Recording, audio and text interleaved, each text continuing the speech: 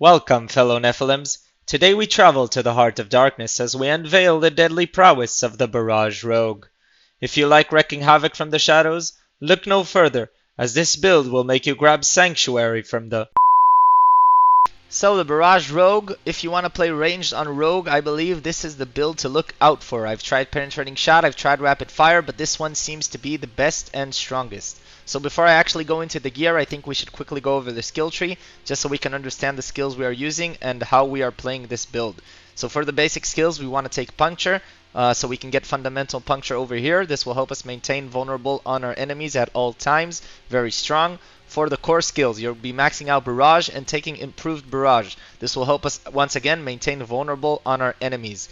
Before I actually explain these two passives and why we want to take them, I want to quickly explain a very important mechanic about this build. So despite being a range build, there is actually a very specific scenario in which you want to play in melee range, and that is when you want to maximize damage on single target enemies. So the way Barrage works, you shoot 5 arrows in a cone, and they kind of spread outwards. You got 3 arrows going to the middle, and 2 arrows going to the sides. So when you use Barrage, not all your arrows are hitting the same targets. So if you want to maximize your damage on a single target, you actually want to go in point blank range, because that way all of your arrows will hit the same target before they get to spread out. So anytime you want to kill an elite, you want to kill a boss, you actually want to go in point blank range and use Barrage from very close. And that is a mechanic I will be referring to in this video as shotgunning. So because now we understand what shotgunning is, we want to max out Sturdy and max out Siphoning Strikes. This will give us 12% damage reduction while we are close. And also while we are close, every time we critical strike, we will be getting heals. So because we will be using shotgunning on elites, we want to get Sturdy and we want to get Siphoning Strikes. You also want to max out Strutter Step. This will give us movement speed every time we critical strike. Movement speed is always good, it's king. You also want to take 1 point into Shadow Step and get Methodical Shadow Step. Enhanced Shadow Step will give us a critical strike chance against units that we use Shadow Step on, and Methodical will stun the units that we use Shadow Step on. Because we have an aspect that works very good with stunning, which we'll see later on in the gear, this is a very important one to take. Down here you want just 1 point in dash, you don't need to upgrade it or anything.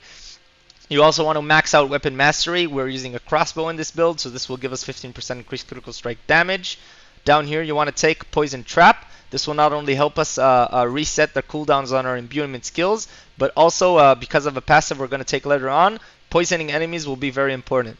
You want to max out down here in the imbuement skills, you want to max out Shadow Imbuement. This is the DPS skill we're going to be using. This will not only increase our damage, but every time we kill an enemy while Shadow Imbued, it will explode and deal insane AoE damage to everything around him. And you want to take Mixed Shadow Imbuement, which will enhance the damage even more.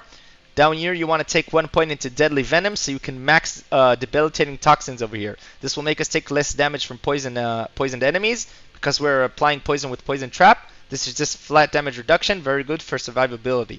Down here on the ultimate skills, we're actually not going to take any of the skills, but we're going to take a lot of very important passives. You want to take 2 points in Inversion and max out Second Wind. Second Wind will make us gain 15% increased lucky hit chance every time we spend 100 energy. And Inversion over here will make us on a 20% lucky hit chance to gain 8 energy. So between these two, we'll be proccing Inversion a lot, and this will help us maintain our energy and be able to spam Barrage. You want to max out Trap Mastery. Every time we use Poison Trap on an enemy, we gain 12% increased critical strike chance. While that enemy is vulnerable, we'll be applying vulnerable a lot, so this is actually a very good one. You also want to take 1 point in Adrenaline Rush, just so you can max out Haste. This will give us movement speed while we are above 50% maximum energy, and attack speed while we are below 50% maximum energy. So also very good one. For the key passive, we'll be taking Precision. What this one does is we'll be gaining stacks every time we critical strike until a maximum of 5 stacks. Each stack will give us 4% critical strike damage, and while we have max stacks, and then our next attack is a guaranteed critical strike that will deal 40% increased critical strike damage. So this is actually a very good DPS passive to take. So this is the one we're going to be using.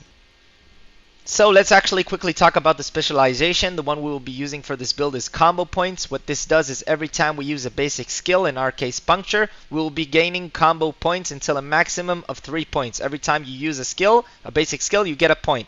What these points does is they enhance and amplify your next core skill. So if you can see here on barrage, every time we gain a combo point, we gain more damage and more arrows. If you have 1 point, it's 6 arrows. 2 points is 7 arrows. 3 points is 8 arrows. So these combo points are very important to maximize our core damage with barrage.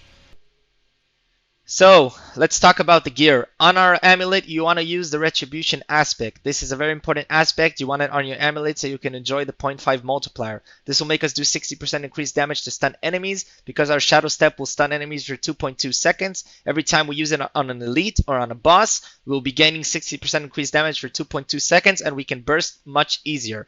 So we'll actually be going into a lot of defensive aspects right now. Reason why: the rogue is very mobile, very high damage. Its downfall is survivability. So we'll be trying to fix that by taking a lot of survivability aspects. On our helm, we want to be using the protector. This will give us a barrier every time we engage with an elite, which are the most dangerous enemies. On our chest piece, we want to take disobedience. This will make us gain armor every time we do damage. On our gloves, we want to take rapid. This will make us make our basic skills have increased attack speed. This is very important because we'll be accumulating combo points with the basic skills. So the faster we can use them, the faster we gain combo points. On our pants over here, you want to use the might aspect. This makes us gain damage reduction every time we use a basic skill. We'll be using basic skills all the time because we want to gain combo points. So this is just like flat 20% damage reduction all the time. For our boots, this is actually the best in slot boots. It's a unique boot. What this does is it makes us leave behind a trail of frost everywhere we go. Enemies who are hit by that trail are chilled, and we do increase damage to chilled enemies. So this is just a flat DPS boost. If you don't have this boots, you can use this aspect over here. The Shadow Step aspect, this will make us gain another charge of Shadow Step. And every time we kill with Shadow Step, we refund a charge. So if you don't have this unique over here, just use the Ravager aspect on whatever boots. So for the weapon, you want to put Edge Masters on your two-handed crossbow so we can gain the ×2 multiplier. This will make us do more damage the higher resource we have until a maximum of 40%. Very, very good. This is actually one of the daggers here is unique. This is also a best in slot. I will show you in a second what you can use if you don't have this. But what this does is it makes our core skills deal 30% increased damage when spending 3 combo points. And our basic skills that we use with this weapon have a 30% chance to generate 3 combo points from 1 attack. So this will not only help us accumulate our combo points faster, but once we have the maximum combo points, we'll be doing much more damage with our core skill. So this is the best in slot. If you have this, use it. If you don't have it, you can use this one over here on whatever dagger. Use the expectant aspect. This will make attacking enemies with a basic skill increase the damage of our next core skill. Because we are using basic skills all the time, this is just flat damage for our core skills. So if you don't have this unique dagger over here, don't worry. The build works perfectly fine with the expectant aspect over here on just like a plain sword or dagger. For your other sword, you want to be implementing the barrage aspect. This makes our barrage have a chance to split into 2 arrows whenever they ricochet. So this is just more damage for your barrage and more spread. For our first ring, we want to be using the Ravenous aspect. This makes killing a vulnerable enemy grant us 70% increased energy regeneration for 4 seconds. We'll be killing vulnerable enemies all the time, so this is just more energy regeneration. And for our second ring, we'll be using the Conceited. This will make us do more damage to enemies while we have a barrier. Because we're using the Protector, every time we engage elites, we get barriers, and we'll be doing more damage while we have those barriers. Paragon Board. So basically there's a couple ways you can go about this, but I'm just going to share what I did. So the main 3 glyphs I think everyone is going to have to use are Ranger, Exploit, and Combat. Ranger makes you do more damage with marksman skills, which is our barrage. And while wielding ranged weapons, we take 10% reduced damage, which is our crossbow. So we do more damage and take less damage. Exploit is basically a must-have on every build. You do more vulnerable damage, and every time you hit an enemy for the first time, you apply vulnerable for 3 seconds. And Combat makes you do more critical strike damage with core skills, which is our barrage. And every time we critical strike, we restore 12% of the energy cost. So this is also more damage, and also very good for resource sustain. Another very good one is Turf. Turf makes you do more damage to close targets and take less damage from close targets. Because we're going to be shotgunning a lot, this is very good. Another good one you can use is Ambush. Ambush makes you do more damage to enemies that are affected by your trap skills. And the last good one you can kind of consider is Pride. which makes you do more damage to physical enemies and more physical damage to healthy enemies and injured enemies. So you can kind of see my board over here. I started off with Ranger. I went into Exploit, taking Deadly Ambush. You should take this. This makes you do more 23% increased critical strike damage to enemies affected by trap skills, which is Poison Trap. And then I kind of moved into Combat. Also taking Exploit Weakness here, which is a very good one. Every time we deal damage to vulnerable enemies, they take 1% increased damage from us for 6 seconds, and this stacks up to 15. I didn't yet open my next board, but I'm going to use Turf. And then from there, I'm probably going to use either Ambush or Pride. So that's basically the board I'm using over here right now.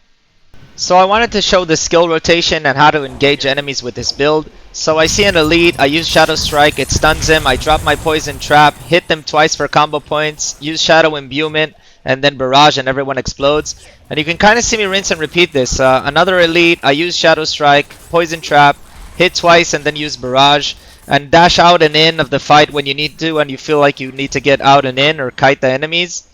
And it's basically a rinse and repeat, as I will see another pack of mobs right now.